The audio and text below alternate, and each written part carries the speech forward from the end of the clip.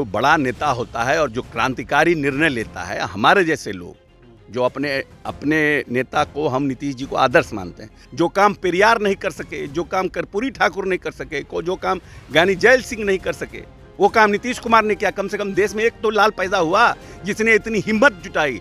जो लोग मर गए, खप गए लड़ाई लड़ते लड़ते, कि जिनकी जितनी आबादी उनकी उतनी हिस्सेदारी, मर गए, उस पुण्य आत्मा ही पितरपक्ष में नीतीश जी को आशीर्वाद तो दे रहे होंगे। अरे ये सब फालतू बात है। ये सब जो बिदंगड़ा है, भारतीय जनता पार्टी सिर्फ बिदंगड़ा खड़ा करना धरना कुछ नहीं है, सिर्फ एडवर्टीजमेंट पे चलना है, कुछ लोग पूंजीपतियों पर बांटना है। नमस्कार, मेरा नाम आलोक है, आप लाइव स्ट्रीज देख रहे हैं। बिहार में जाति आधारित गणना की रिपोर्ट पब्लिश हो गई है, लेकिन उसके बाद भी अब बीजेपी की ओर से पलटवार किया जा रहा है कि रिपोर्ट सही नहीं है, कई सारी इसमें कमियां हैं। हमारे साथ बिहार सरकार के मंत्री अशोक चौधरी जी मौजूद हैं। जाति आधारित गणना की रिपोर्ट 1931 के बाद बिहार में सबसे पहले कैसे देखते हैं? पहले एक तो है कि हम मानते हैं कि कम से कम किसी व्यक्ति में, चाहे वो पेरियार हो, चाहे वो ज्ञानी जैल सिंह हो, चाहे कर्पूरी ठाकुर हो, इन सब लोगों ने कहा जिसकी जितनी आबादी उसकी उतनी हिस्सेदारी। और ये लंबे समय से स्लोगन चल रहा है, क्योंकि जब संविधान में ये प्रावधान किया गया कि समानता का अधिकार सबको दिया जाएगा और सबको अपनी बात रखने का अधिकार दिया जाएगा, तो ये बात सबके मन में था कि ये कब होगा। और 2007 में 5 में जब नीतीश जी आए, तो उसके पहले इस प्रदेश में कितने अति पिछड़ों के लोग, मुखिया, सरपंच, जिला परिषद, वार्ड मेंबर, पंचायत समिति, कितने लोग थे? ये तो आंकड़ा पता करना चाहिए ना। अब जो आंकड़े बढ़े हैं ये उन्हीं की देन है, नीतीश कुमार की देन है।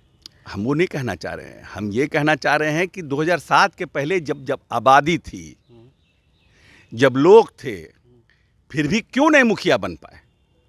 जब तक 2007 में उनके लिए आरक्षण की व्यवस्था नहीं हुई। तो जब आप प्लेइंग फील्ड बराबर करना चाहते हैं, समानता का क्या मतलब है? और ये बात तो सत्य है कि पूंजी और सत्ता तो कुछ ही लोगों के हाथ में थी। इसमें तो कहीं दो मत नहीं है ना कि सत्ता और पूंजी।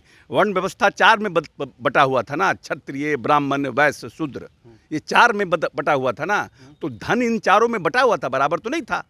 तो धन तो कुछ लोगों में था, लोग गुलाम बनाए जाते थे, वहाँ से ये प्रथा शुरू हुई है। तो अब जब समानता का अधिकार है तो आपको बराबर फील्ड मिलना ना चाहिए। जो बच्चा सुअर के साथ पल रहा है और पढ़ रहा है, उसकी मानसिक स्थिति, और जो आदमी एसी में बैठ करके और सबसे बेस्ट एजुकेशन पा रहा है, उस दोनों में समानता कैसे होगा?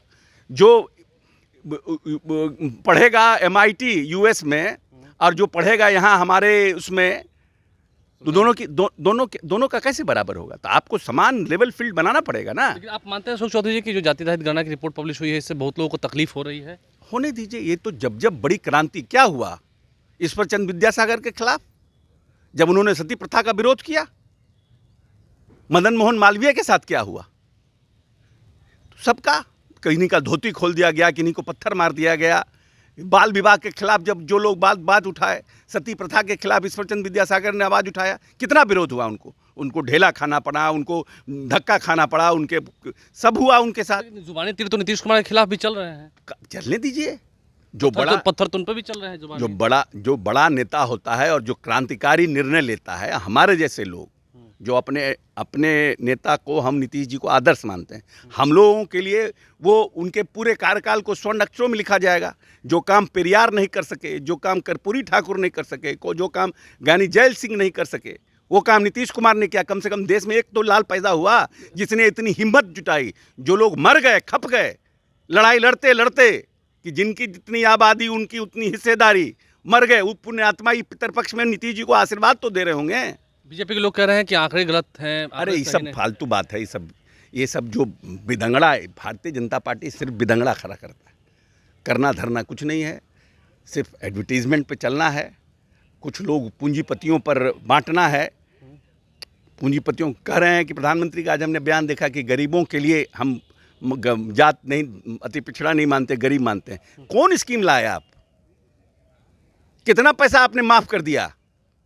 अडानी का, कितना पैसा आपने माफ कर दिया अंबानी का। तो कह रहे हैं कि बेटियों को हम घर दे रहे हैं। अरे भाई हम वो ठीक है, घर दे रहे हैं, क्या कर रहे हैं, हम कह रहे हैं कि कितना पैसा माफ हुआ, खुलासा करे भारतीय जनता पार्टी के प्रवक्ता कि मोदी जी के कार्यकाल में कितना पैसा माफ हुआ। जेपी नड्डा जो भी बिहार आ रहे हैं तो आप मांग करते हैं कि वो खुलासा यहाँ से करे खुलासा जेपी नड्डा जी कि कितने पैसे को माफ किया गया, कितने लोगों का एनपीए के पैसे को माफ किया गया। वो गरीब में आप तो कांग्रेस पार्टी तो कम से कम था कि किसानों के लिए उन्होंने योजना लाया और ऋण माफ किया था यूपीए 1 में। तो ये कौन सी ऐसी योजना की शुरुआत इन्होंने किया कि जो गरीब लोग की योजना थी उसको जो सरकार पैसा दी थी उसको माफ कर देते। आपने तो बड़े बड़े धन्ना सेठों का माफ कर दिया, जो लोग एनपीए हुए, लाख लाख करोड़ का आपने सेटलमेंट करा दिया। तो गरीबी हटाओ को ये नहीं मानते आप? गरीबी हटाओ योजना है, ये तो अमीर बनाओ योजना है ना। देखिए, अशोक चौधरी बिहार के मंत्री हमारे साथ थे, क्या कुछ उन्होंने कहा आपने सुना है। जाति आधारित गणना को लेकर के हमारी बातें आपने सुनी है, क्या कुछ चर्चा हुई है। हमारे चैनल को सब्सक्राइब कर लें, साथ साथ फेसबुक पेज भी लाइक करें। धन्यवाद।